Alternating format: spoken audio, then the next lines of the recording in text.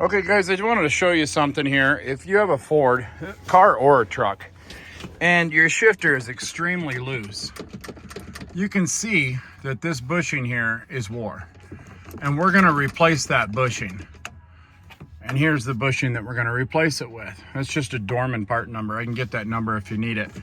But when you replace this, or even when you have this shifting issue, always check this first. So let me show you up under here, because sometimes you put it on and then you're like, wow, it's better, but it's still not right. Let me show you why. And I hope I can get under here to see you, or so you can see it. But if you see where the cable itself, all right, let me point at it here. My light's not gonna help. It's gonna hinder us. Let me get it back here. So this is the shift cable here. If you go straight up, I don't know if you can see my hand here, but you follow this shift cable and there is a bracket right here. I'm sorry. It's very difficult to get the camera up in there. So this bracket right here, follow it back where it mounts.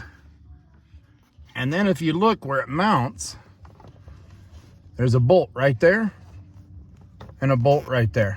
See it backed off? This is what they do. This one, you can't hardly see it, but it's backed off even more. But when they back off like that, they cause this whole bracket to be loose. There you can see the threads on the bolt now. They don't strip, they just vibrate out. So if you ever have to change that bushing up there, make sure you tighten these up.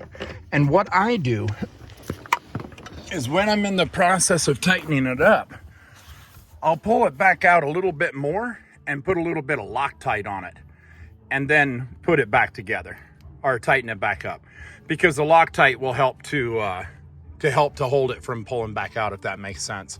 So you're still gonna want this bushing, but again, if you put this bushing in, it seems to help, but it doesn't fix the problem. It's still got a lot of play.